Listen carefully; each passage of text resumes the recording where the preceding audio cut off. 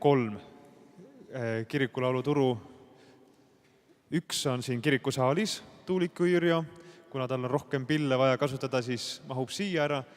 Ja 2 niinimetatud turuletti asuvad tiibhoones, kuhu me pääseme kas läbi õue või siit otse nurgast.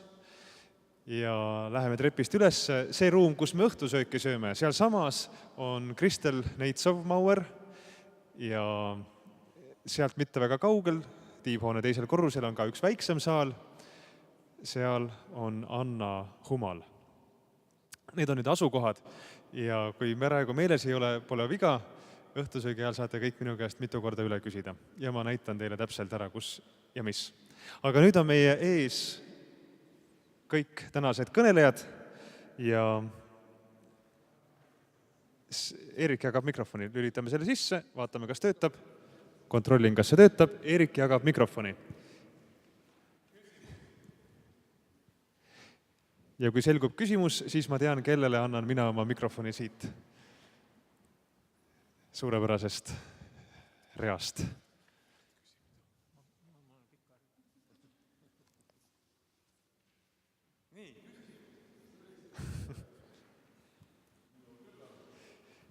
Sellisel juhul anname mikrofoni Eerikule. Ma palun sinu küsimust. Mina tahan kõigepealt tänada, sellepärast, et see esimene ots sellest konverentsist on oma ülesannet täitnud ja tõepoolest see taustsüsteem on nüüd loodud, milles meie nüüd seda lauluraamatut koostame. Ja mul on niisugune sissejuhatav küsimus kõikidele, et kas te ütleksite selle lauluraamatu koostajatele omalt poolt, mis te soovitate? Kuna te olete nii hästi kursis igaüks omal alal, oma valdkonnaga, oma ajastuga, mis te kaasa soovitate sellele komisjonile ja sellele kirikurahvale, kes praegu lauluraamatut koostab? Hakkame järjest, võib-olla esinejate järjekorras, palun, Kristiina.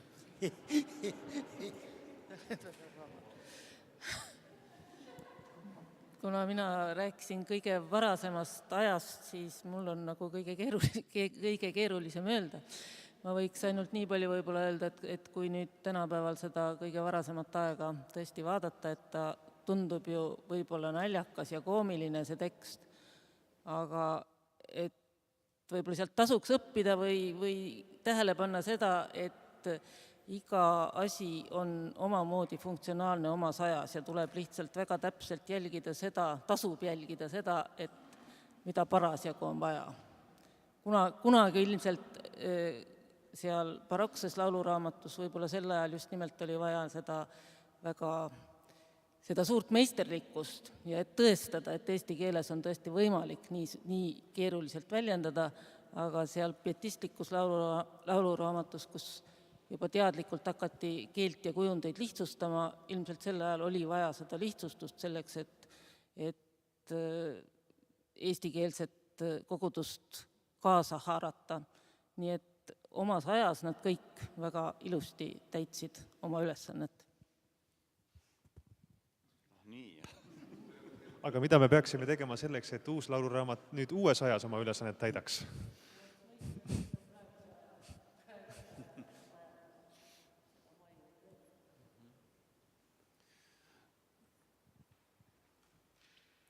Ma olen palju mõelnud selle Punšali kire üle saavutada mingisugust õiget laulmist. Kusjuures ta isegi ei tegele nii palju laulmise kui niisuguse laulmise esteetilise küljega, vaid ta tegeleb põhiliselt ikkagi sellega, et oleks õiged viisid õigel moel kirikus. Ja paradoksaalselt ta muudab selle laulmisviisi mitte elavaks, mitte selliselt elavaks, nii nagu see oli võib-olla rahva hulgas palju rohkem levinud vennaste koguduse juures.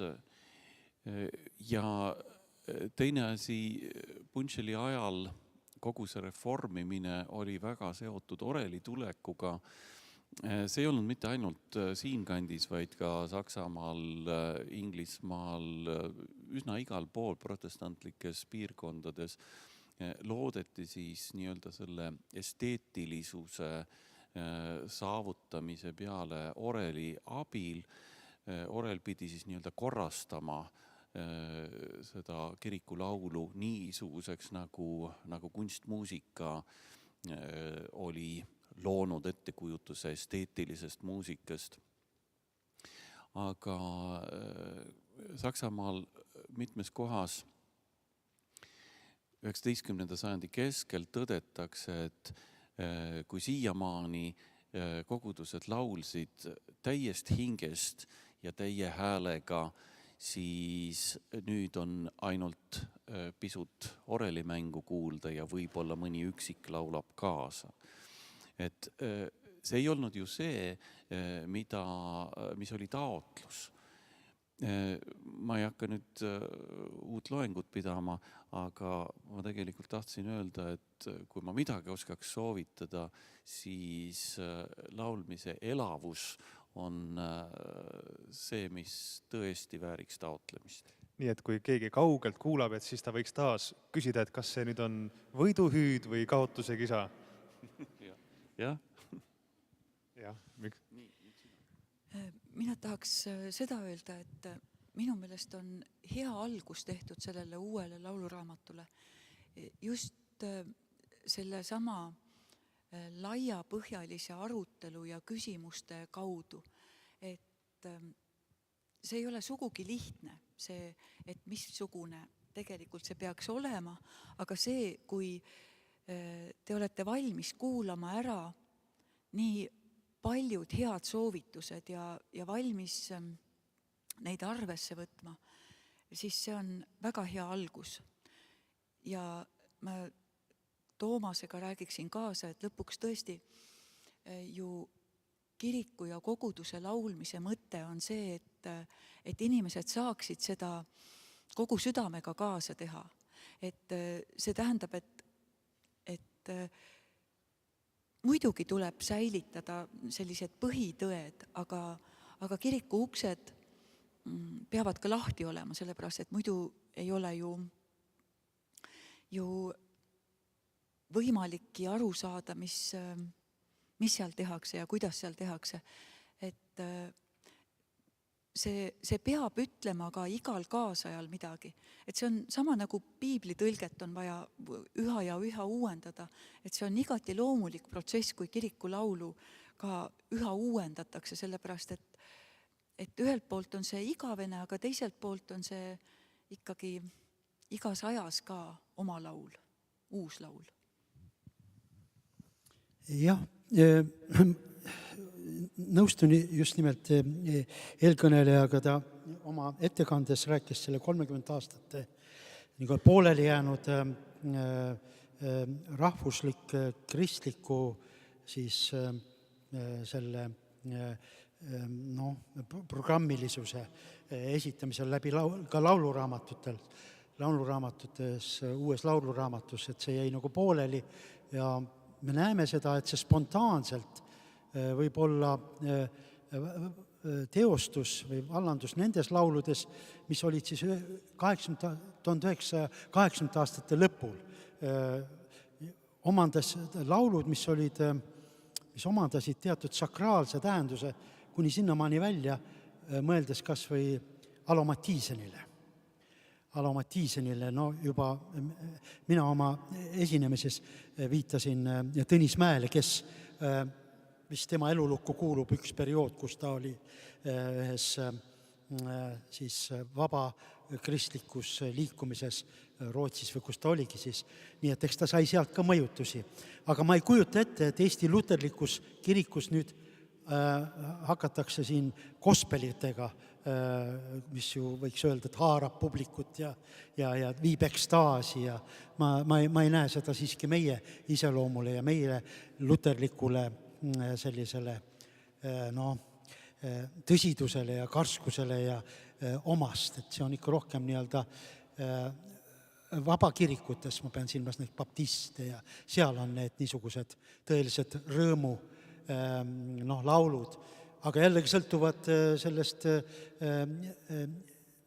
ajast, sellest, mida siis jumalateenistusel kajastatakse või aset leiab, nii et igal juhul minu soovitus on, lisaks juba eelkõnelejate puhul, et see funktsionaalsus silmas pidades, siis uuem põlvkond kahtlemata see tähendab seda, et nendele ootuspäraselt, ma ei tea, kas need kujundid peavad siis nüüd nii lihtsaks minema, sest üleüldine lihtsustumine ju aset leiab, kuni nende emotikonideni välja, ega nüüd enam sõnu ei kasutata.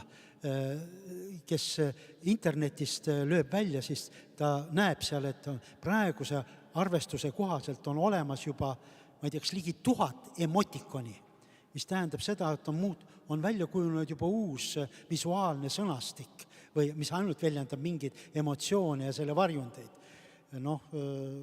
Kas siis lauluraamat on ka, võiks ju lisada emotikonid, mis kurva näoga või imestamisega või niimoodi. Aga minu soovitus on, et kaasatagu kindlasti Eesti luuletajaid. Eesti luuletajaid, Doris Karevat, Viivi Luike, sest nende luules on eriti Doris Kareva luules, on väga tugevalt seda sakraalset alget ja miks mitte neid kaasata uute tekstide, lauluraamatu tekstide kirjutamiseks. Aitäh! Ja mina arvasin, et ladina tähestik on lihtsam kasutada kui hieroglüüfid, aga nüüd tuleb välja, et vastupidi. Et lihtsustamine ongi piltkeel. Küsimus esimesest reast siit, palun Tiit Salumäe. Mina läheksin sinna vundamendi juurde tagasi. Tähendab, lauluraamat sünnib, esimene lauluraamat teatud oludes. Selle taga oli keskaegne kirikulaul. Tähendab, reformatsiooniga seoses tekkis nagu vajadus uue kirikulaulu vastu. Ja kui nüüd arvestada seda Leppnurme arvamist, et siis tehti mingisugune viga. Tähendab, väljendati kuidagi ja muidugi see esimene lauluraamat on tõesti niimoodi, et ega sealt laulda ei ole võimalik.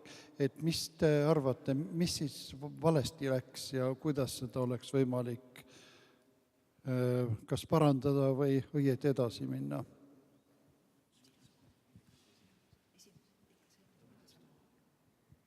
Kas keele poolt või muusika poolt? Nii ja naa, mõlemad. Keele poolt, kuna meil on ainult see štaal ju alles, siis ega ei saagi, tegelikult mis päris alguses tehti, seda me ei teagi ju. Meil lihtsalt seda võib ainult aimata, mis 16. sajandil tehti. Meil on praegu olemas see štaal ja sealt tõesti võib välja lugeda, et on olnud nagu 2 erinevat traditsiooni keele poolt. Et on see niisugune sõnasõnaline saksa keele ümberpanek, aga siis sealt tõesti on võimalik leida täiesti ilusat niisugust, ma ütleks tänapäeva ilukirjanduse nõuetele vastavat tõlget, aga neid on üksikuid fraase ainult leida, aga kas see räägib mingist kunagisest tõlkest, võib-olla olid mingid 16. sajandil tõlgitigi niimoodi, et tõlgiti tõesti seda mõtet ja niisugusse ilusasse rahvalikku keelde ja meil on lihtsalt kaduma läinud need tekstid. Me ei tea seda. Aga sellest siis omakorda sõitis üle see, ma ei tea, kas seda saab nüüd veaks nimetada, aga ütleme 1656, see barokne tõlge, see on täiesti omaette nähtus, see on selle ajastu nähtus. Tundub praegu, kui püüda ette kujutada 17. sajandi keskpaiga Eesti talumeest, talurahvast, kui nad niisugust barokset teksti kirikus kuulsid, midagi võõramat on nagu raske ette kujutada. Aga võib-olla see aitas neid kuidagi edasi tegelikult. Seda on ka väga raske öelda, et kas see oli viga või võib-olla see oli ainus võimalus sel hetkel. Nii et ma ei julgeks öelda. Siin on nii palju segast, vaat see 1656, see lauluraamat, selle eessõnas ju need koostajad ütlevad, et nad on tegelikult võtnud eeskuju varasematest tõlgetest ja viitavad isegi nendele Tartu jesuiitide tõlgetele, mis on kadunud, neid me ei saa enam võrrelda. Minu jaoks oli siin täna üks niisugune üllatusmoment. Mina olen uskunud, et need Stahli proosatõlked, nende tõepoolest olid mõeldud nii-öelda lugemiseks ja arusaamiseks, aga et jah, tõesti, kui on dokumenteeritud, siis nende laulmise katsed, siis see on minu jaoks tõesti üllatav, sellepärast et need minu ettekujutust mööda on täiesti lauldamatud. Aga see veelgi näitab, et me ei ole tõenäoliselt võimelised päriselt ette kujutama tolleaegset laulmise situatsiooni.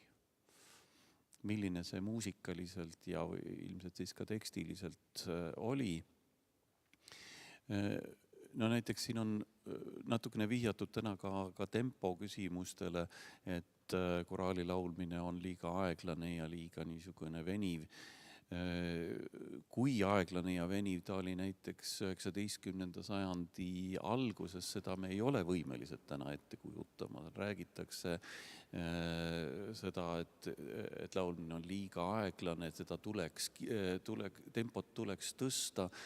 Ideaal võiks olla näiteks niisugune laulmine, kus ühe löögi pikkus on 2 sekundit. Ehk siis ta oli ju siis palju aeglasem enne. Kirjeldatakse laulmist, kus ühte sõna on võimatu laulda ühe hinge tõmbega, sellepärast et silp on venitatud nii pikaks nagu juba 4 hingetõmmet, eks ju. Me ei ole suutelised ette kujutama neid olukordi ja meil ei ole vist isegi mõtet võrrelda tänast kuulmiskogemust, laulmiskogemust kunagisega. Et me peame ikkagi lähtuma sellest, millisena meie laulmist kui sellist ette kujutame. Ma olen kuulnud ühte sellist naljalugu, kuidas orel võeti kasutusele. Köster enam ei laulnud, orel mängis eest ja siis üks koguduse liige laulis nii aeglaselt, et oli juba terve salmiga maha jäänud. Teine tuletab talle seda meelde, et sa oled nii palju maha jäänud ja ta ütleb, et orel, massin on miks massin ega massina vastu saa. Ja, aga näiteks senikaua, kuni orelit ei olnud, kirjeldatakse ka seda, kuidas üks ju vanasti oli naiste pool ja meeste pool kirikus, et kui naiste pool sai oma värsiga lõpule, siis meeste pool oli alles poole peale, eks ju. Et kui me siis püüame ette kujutada seda ühehäälset laulmist, siis... Minu meelest on mitmehäälset laulmist sellises olukorras palju lihtsam ette kujutada. Vähemalt kaanonit või midagi sellist. Küsimus Eino Kaamerilt. Küsimus on Anu Kõlarile. Mis olid need vead, mis 80 aastat tagasi tehti Eesti evangeeliumi luterluse kirikus, kui hakati valmistama ette uut koraaliraamatut, uut lauluraamatut. Ja kui nüüd oleks jätkunud kõik selles suunas, siis milliseks oleks see lauluraamat ja koraaliraamat välja kujunenud? Küsimuse esimene pool oli, et millised vead tehti. Ma ei jõudnud rääkida seda muusika poolt, et tegelikult seesama Johannes Hiob, muide ta oli noor mees, ta oli sündinud 1907 ja sellel ajal, 30. ajal ta oli ju siis tõepoolest ikkagi 23-aastane. Jaa, aga tema mõtlemine oli kuidagi niisugune väga kramplik ja tegelikult seda ta tegi küll, et ta kutsus üles heliloojaid kirjutama muusikat ja talle saadetigi lugusid, aga siis tema selleks, et neid lugusid avaldada, vaatas või püüdis nad lasta läbi väga tiheda sõela. Ja see väga tihe sõel koosnes tema arusaamisest sellest, et milline kirikumuusika peab olema. Seal ei tohi olla dissonantse, meloodia peab olema selline aeglaselt kulgev, ühesuguse rütmiga. Seal peab olema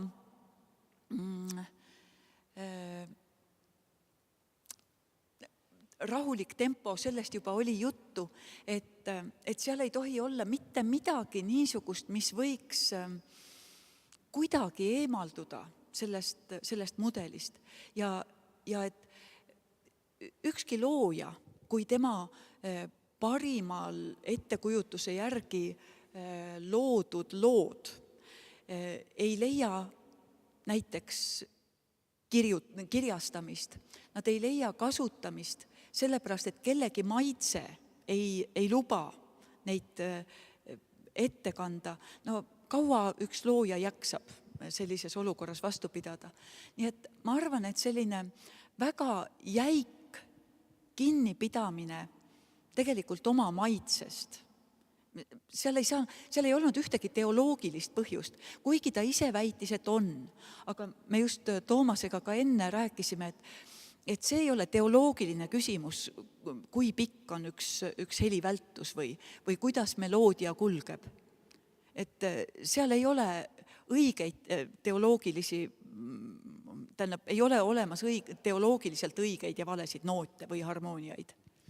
Ma võib-olla lisaksin siia juurde, et tegelikult see laulmistiili küsimus pöörati 19. sajandil küll teoloogiliseks ja seal oli just nimelt see väärikuse kategooria, mida hirmsasti rõhutati ja mille abil siis nii-öelda tõrjuti välja väga palju niisugust elavat muusikat.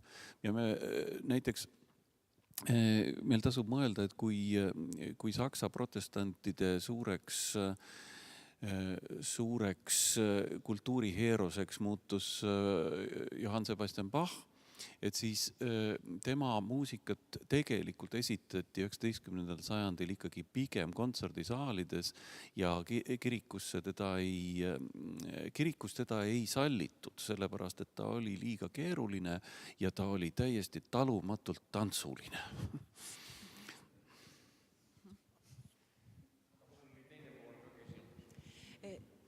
Mul oli teine pool küsimus, et mis oleks saanud, kui vahepeal ei oleks sõda tulnud ja see sõda tulnud ja kui see oleks niimoodi edasi läinud, milliseks oleks siis selle Luteri kiriku laul ja laulraamat kujunenud? Jah, tõesti, issand ise teab, seda me ei tea, et ma ei tea, kui palju oleks sinna kõrvale lubatud midagi muud. Aga vabandust, nüüd ma tungin kirikuloolaste pärusmaale, aga minu meelest 30ndate lõpul nii kirikus kui kirikumuusikas juhtus mingisugune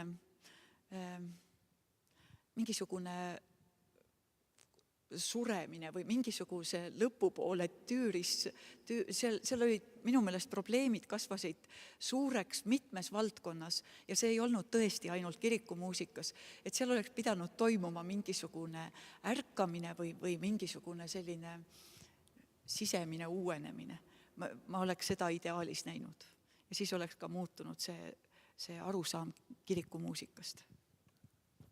Ma tahtsingi sellepärast küsida, et võib-olla märkame järsku, et see raske aeg, mis on tulnud Eesti rahva peale, et see raske aeg on tegelikult meile õnnistuseks tulnud. Mõtlegi selle üle järele.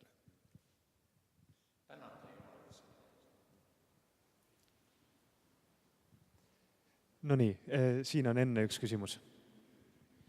Ma ei tea isegi, kas mul on pigem küsimus tänastele ettekandjatele või tänasele avasõna ütlejale, aga mulle jäi kuidagi lihtsalt südamele see jutt ühehäälsest laulust. Et kas see ühehäälne laul peaks siis olema ainukene võimalus, et kogudus ühel häälel nii-öelda laulaks ja palvetaks, või et kas seda siis nagu taunida, et inimesed nagu vabalt improviseerivad hääli juurde, või pigem ikkagi ongi nii, et me peaksime ka uue lauluraamatu loomisel võtma arvesse seda, et hinnatud on ikkagi see, et inimene laulab jumalateenistusel palvetades ühehäälselt ja ainus selline harmoonia või häälte lisamise vahend on orel, või kas üldse Luteri kirikus on võimalik mõelda ka sellisele hetkele, kus kõlavad ainult inimhääled ja sellisel juhul on ka nagu loomulik, miks see mitmehäälsus tekib, sest kui kirikus orel täidab selle koha, siis on veel loomulik, et võib-olla keegi ei püüagi mingit muud häält laulda, ehkki mina tean omast praktikast, et kui ma nii peenikese häälega seda sopranit laulda ei taha, siis ma laulan juba sellepärast madalamalt, et see on mul mugavam. Ja kindlasti on ka võib-olla mõned mittetenorid mehed samas olukorras, kus nad ei taha nii peenikeselt piiksuda. Aga et kas siis me kujundame ja nagu sellest ka mingisuguse seisukoha, see on pigem võib-olla küsimuse tõstatamine seoses nüüd selle uue lauluraamatuga. Ja ma isegi ei oska öelda, kes sellele küsimusele võiks vastata. Ilmselt meie tänased kõnelejad peavad sellele vastama. Minule läks see sama asi südamesse, et see täitsa ühel häälel laulmine, et ühelt poolt tõepoolest kogudus peabki olema üksmeelne ja see, et sa oled suuteline alandlikult koos teisega laulma, muidugi see on omaette väärtus. Aga see, kui inimesed, musikaalsed inimesed tahavad rakendada oma annet ja improviseerida sinna midagi juurde, kas see väärib taunimist või et see võiks ju ilu juurde anda või ma ei tea. See on minu meelest mõtlemise koht.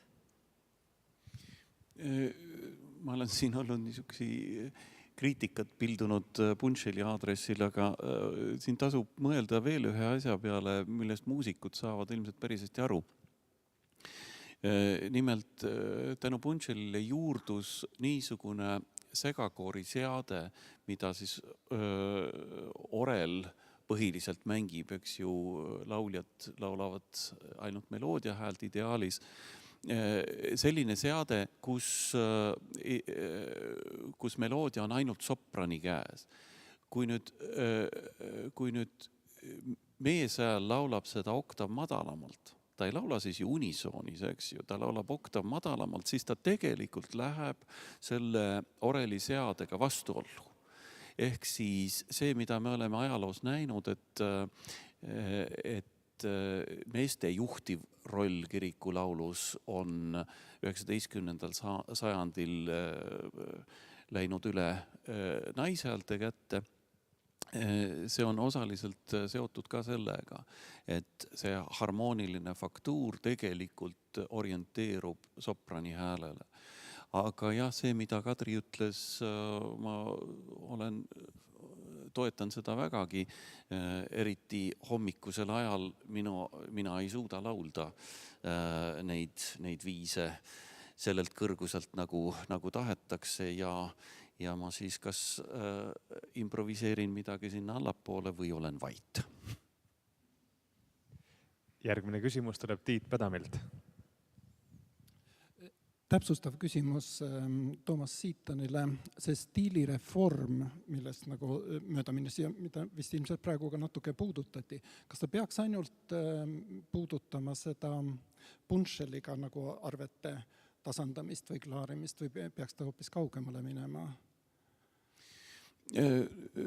Punšel on siin muidugi niisugune üldmõiste, eks ju, et tegelikult tema ju kompileeris oma koraaliraamatu sellest, mida ta Saksa varasematest raamatutest leidis ja ta ise väga järgis siis neid põhimõtteid, mis tulid otse Leipzigist, eks ju, kus ta õppis, aga Nii et see on mingisugune üldine tendents, mis meie jaoks Punšelis on kehastunud.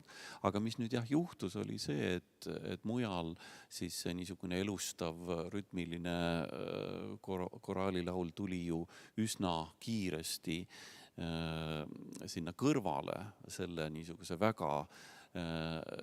väga lihtsustatud ja võrdsustatud rütmiga laulmise kõrvale, aga siinkandis seda ei juhtunud ja miks seda ei juhtunud, need olid natukene ka kirikupoliitilised ja võib-olla tõesti niisugused hästi konservatiivsed tendentsid ja põhimõtted.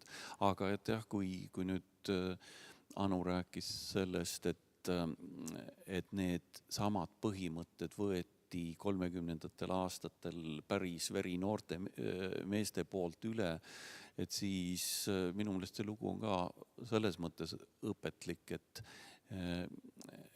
head nahka ei tule niisugusest reformist, mida juhib ainult üks inimene oma väga isikliku maitsega. No. Nii, järgmine küsimus, palun. Nimetasite rahvuslust kui sellist ühiskondlikku teemat, mille kirik võttis endale omaks ja siis, mis peegeldus ka lauluraamatus. Kas võiksite nimetada selliseid ühiskondlikke teemasid praegusest Eestist, mis võib-olla peaksid uues lauluraamatus peegelduma või siis sellist teemat, mis on väga tähtis praeguses Eesti ühiskonnas, aga mida teie mitte ei soovitaks, et see uues lauluraamatus peegelduks?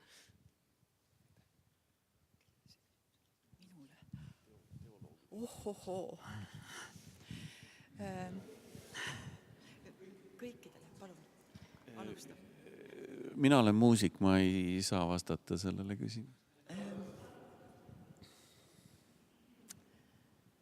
Mul on ka väga raske vastata sellele küsimusele, aga no minu meelest näiteks Eesti kirikulaulud peaksid olema eesti keeles.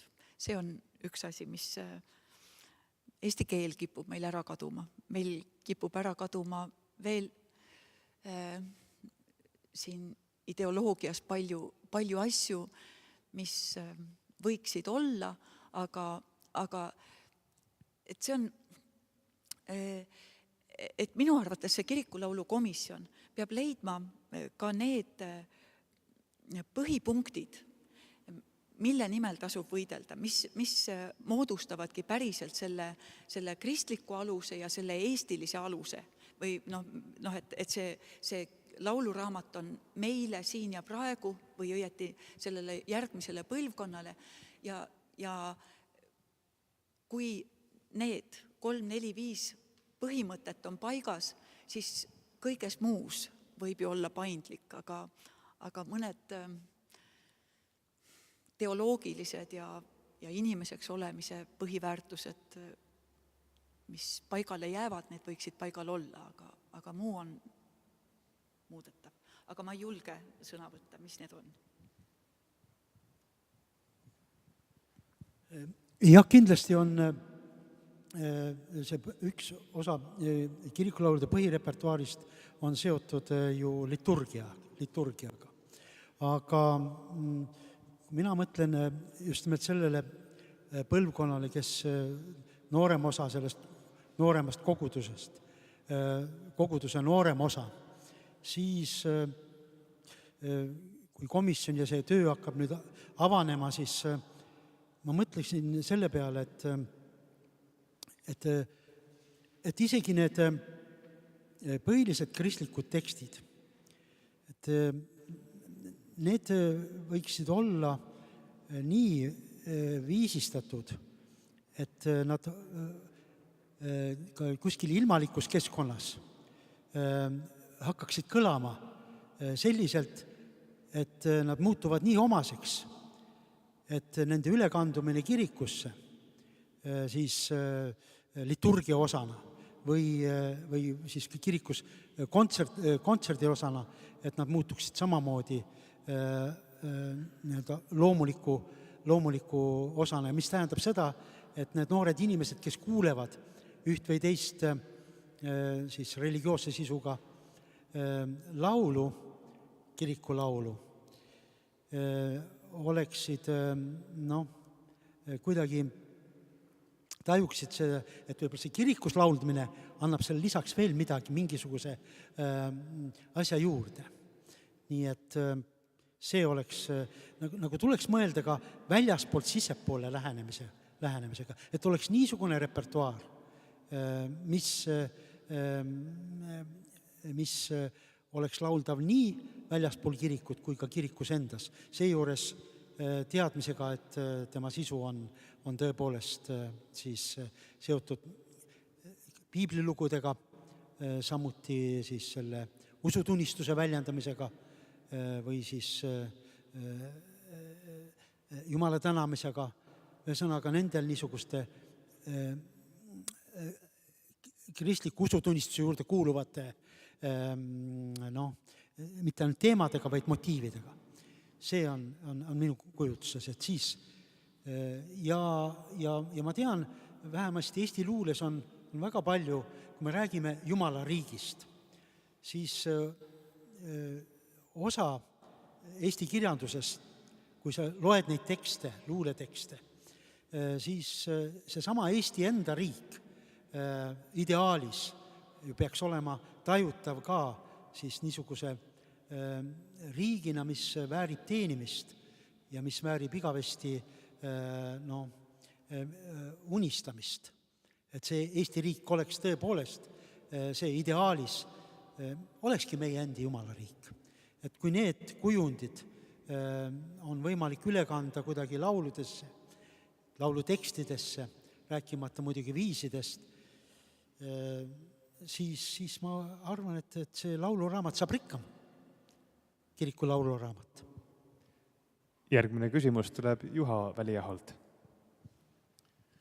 Kui te tunnete luterliku kiriku laulmise ajalugu, siis milline põhjus on sellisel probleemil, mis nii sagedasti on luterlikus jumalateenistuses, et oreli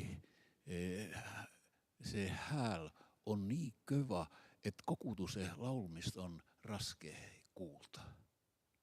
Kas see on selline traditsioon üldse luterlikus kirikus, et oreli mängija on selline solist ja kogudus ei ole, et see ei ole nagu tasakaalus, et kogudus, kui tal on, siin on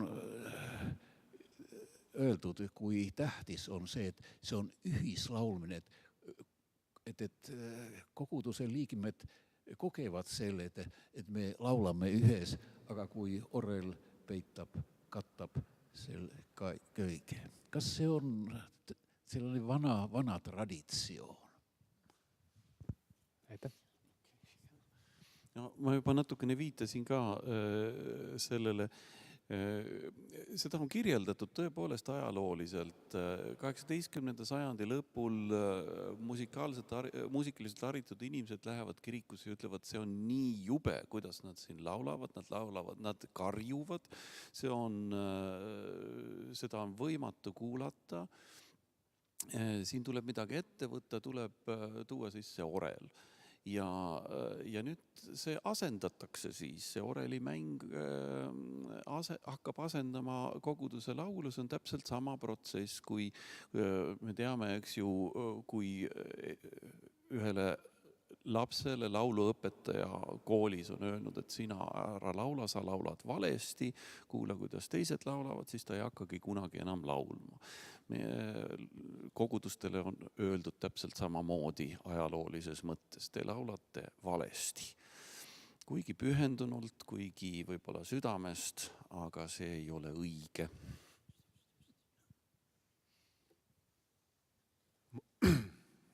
Ma juba osaliselt sain vastuse oma küsimusele, mis ammu meeles mõlgub, aga küsimus on see, et kas oreli kasutuselevõtt omal ajal surmas ühe laulutraditsiooni?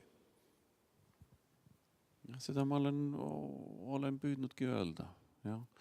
ühesõnaga, see on see traditsioon, mida me pisut tunneme siis nende rahvakoraalide kaudu. Aga me tunneme rahvakoraale ainult nii-öelda üksiklaulja poolt laulduna. See, kui nüüd need kaunistatud viisid on lauldud korraga 100 inimese poolt, et see on see helipilt, mida meil on võib-olla raske ette kujutada, ka see laulmise niisugune seesmine vaimustus, mis sellega kaasas käib, seda meil on raske ette kujutada, aga see on just nimelt see, mida kirjeldavad need muusikud, kes on hakanud kirikulaulu reformima ja parandama, sest nad ütlevad, et see on võimatu on aru saada, mis viisi nad üldse laulavad, igaüks laulab ise moodi, igaüks kaunistab nii nagu temale meeldib. Siin tuleb kord majja lüüa ja see kord on nüüd majas. Kodavere õpetaja Raigo Oreamets peab tihtipeale ilma orelita läbi ajama, elustab seda vana head traditsiooni, aga siit tuleb tema küsimus. Alatskivi kirikus oli möödunud aasta üks teenistus, kus Pill mängis ja see aasta ei ole olnud ühtegi teenistust koos Pilliga. Tähendab, acapella käib pidevalt. Aga selline küsimus, ilmselt kõigile teile. See ei ole nüüd lauluraamatuga otseselt seotud, aga koraaliga. Et ma olen nii mõnedki korrad, kui ma olen nooremate inimeste käest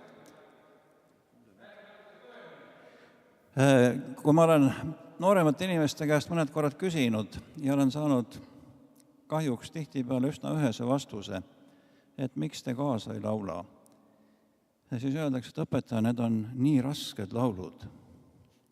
Et kuidas oleks teie nägemus sellest, kui et noored ei peaks koraale raskeks? Kas peaks hakkama juba lastesõimest peale või lasteaiast või kus kohast? Aitäh! Need samad inimesed laulavad laulupeol kaasa. See on täiesti ebaadekvaatne minu meelest, et koraaliviisid on rasked. Nad peavad järgmine kord parema põhjenduse välja mõtlema. Aga järgmine küsimus tuleb Puhjast. Tiit Kuusemaa, palun. Mina ei ole muusik ja sellepärast ei ole ilmselt minu küsimus adresseeritud Toomas Siitanile. Aga kuna siin oli juttu sellest hästi aeglasest laulmisest, et kus on see tasakaalupunkt, kui kiiresti võib laulda, siis üks asi on jäänud puudutamata. Nimelt laulude pikkus, salmide arv. Et kui keskaegne muusika oli, üks laul oli väike kasuaalkõne või lausejutlus ja see kõttud muusikalise sisuga või teoloogilise sisuga, mille keskmes oli kõiksus ja jumal, siis tänapäeva laulud on hästi lühikesed, selle keskmeks on humanistlik mina ja minu emotsioonid, mis ma tunnen. Et kuidas on teie arvamus, et kui pikk võiks olla tänapäeva lauluraamatu laul või kas seal võiks olla salme rohkem, mille seast ka mina võiksin valida, mida võtta ja mida jätta ühe laulu laulmise puhul.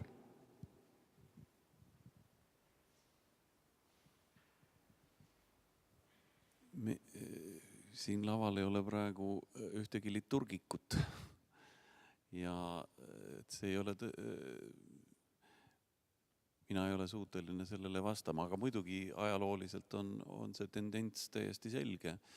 15 salmi, 18 salmi, need olid tavalised laulupikkused, kui arvestada veel sinna juurde seda laulmise tempot, siis üks kirikulaul lauldi maha ikka tunni ajaga. Ilma naljata, nii see oli. Meie tund aega on täis saanud. Õhtusöök on laual, soe, valmis ja suured tänud teile, kes te olete siin vastu pidanud. Nüüd on välja selgitatud need parimad kõnelejad. Finaal jäi veel tegemata, aga jah, see selleks.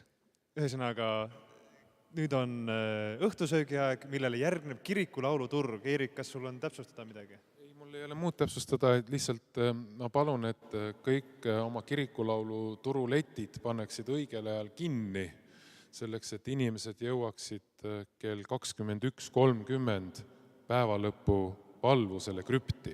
Et ei saa lõpetada 21.30, vaid te peate natuke varem lõpetama, et palvus saaks õigel ajal alustada ja teie saaksite kõik sellest osa.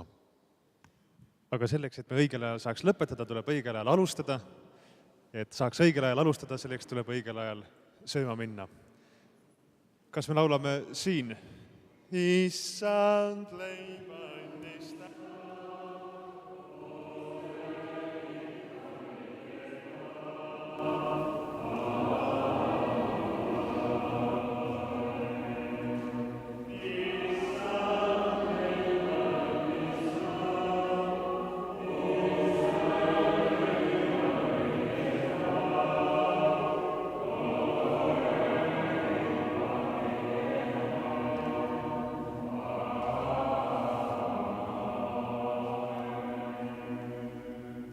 Issand, õnnista neid ande, mida me peagi vastu võtame.